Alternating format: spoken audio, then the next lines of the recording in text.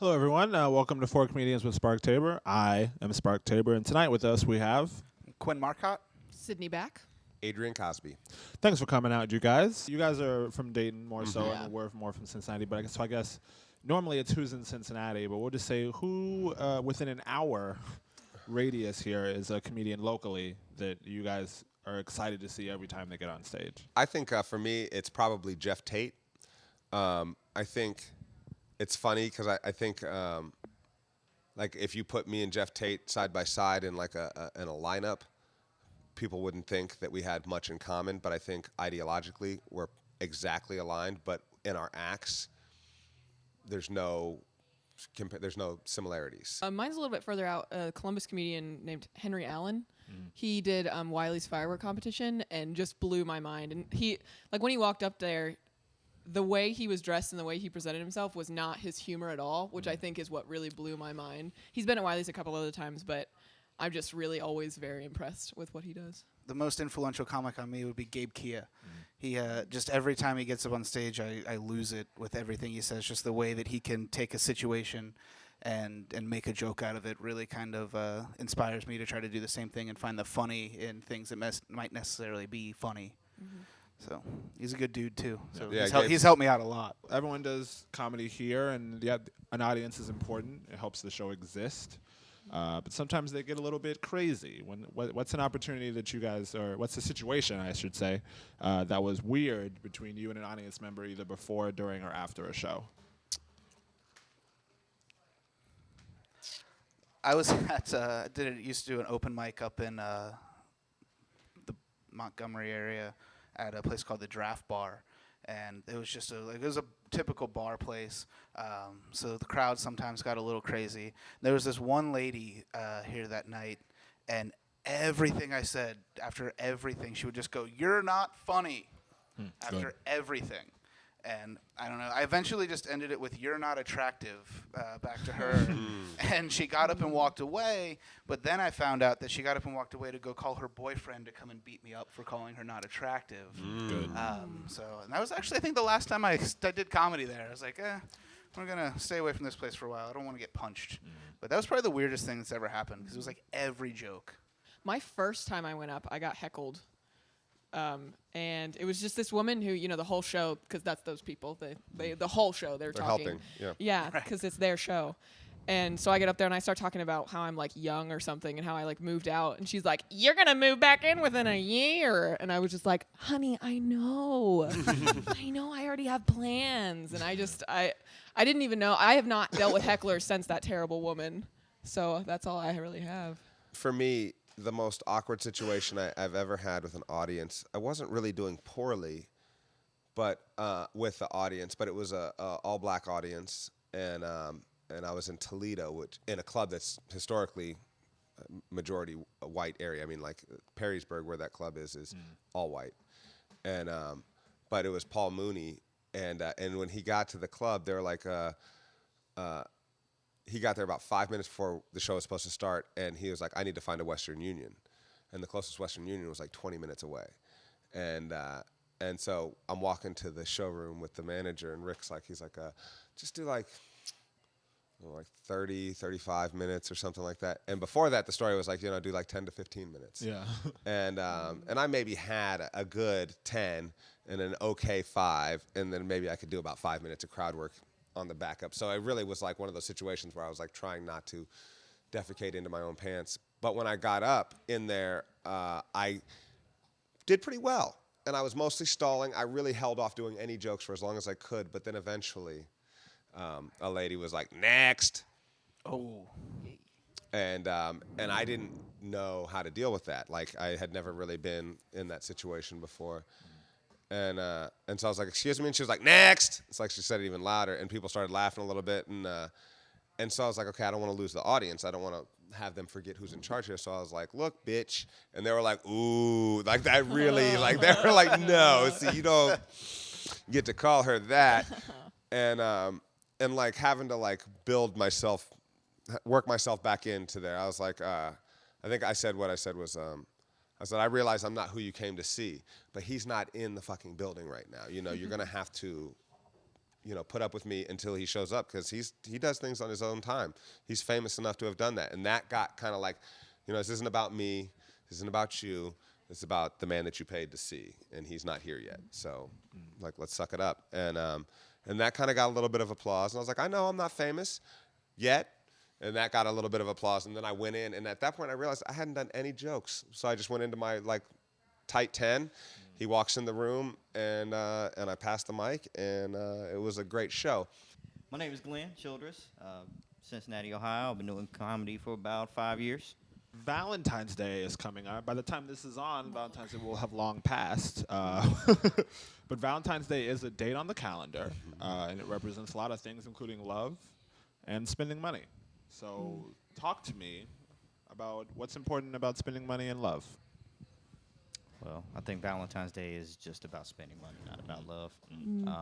Personally, I don't like Valentine's Day for what it represents.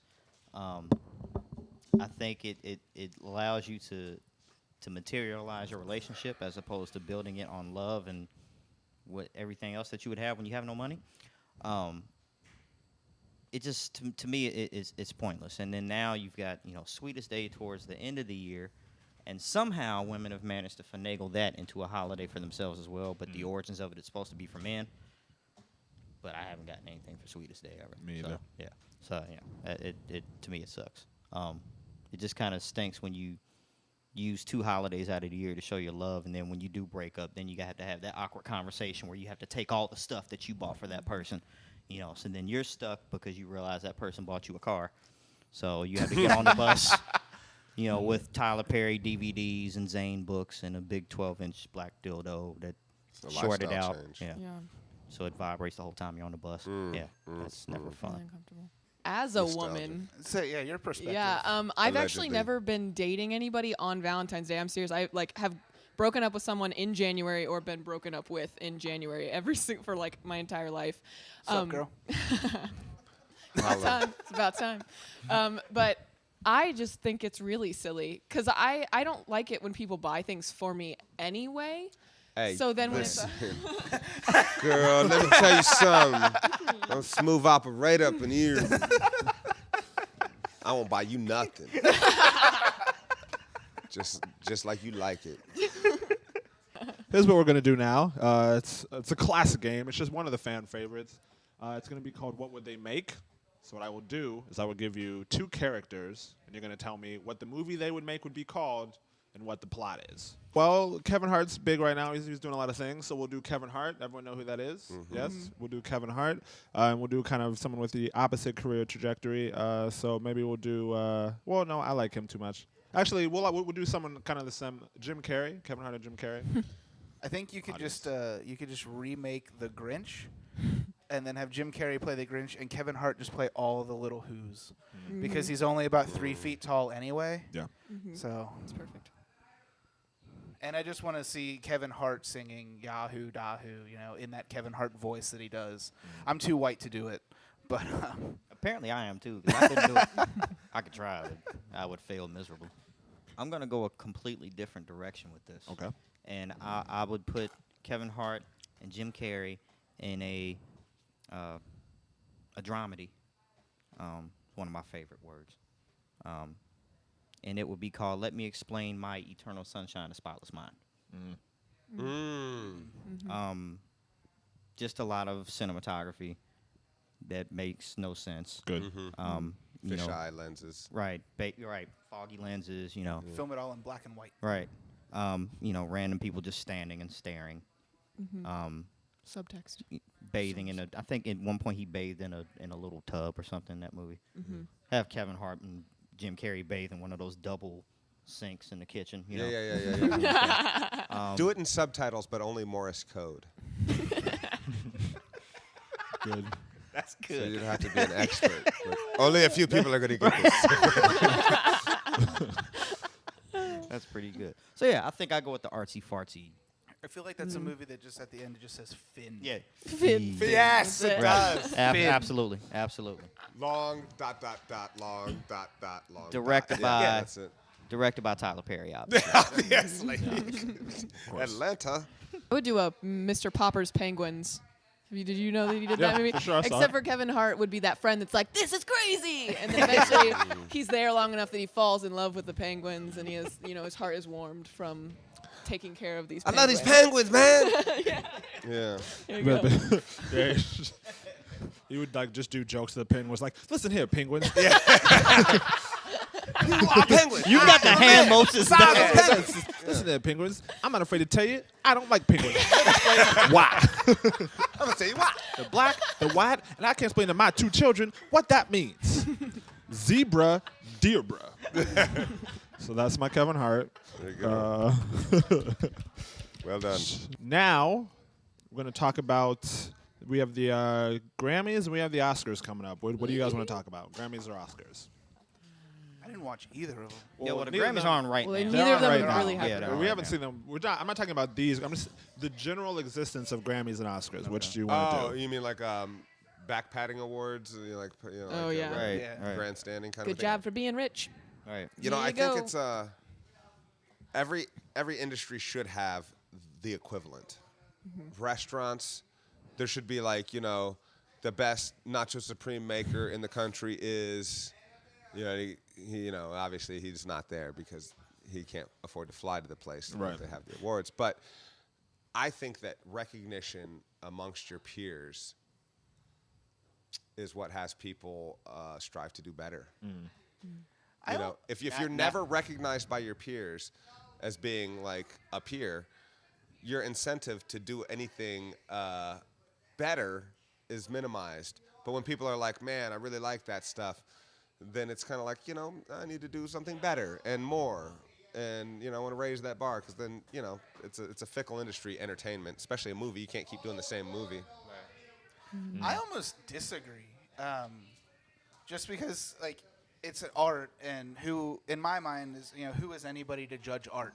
Right. What I find as a great piece of music or a great joke or a great movie, not everybody else is going to think that. So they get an award, but there's some other artist out there that might deserve it or whatever, that just somebody didn't think that they were good enough. And so you can't. It's people's opinions are too different to put an award on something like that. I feel like, anyway. You guys get sports.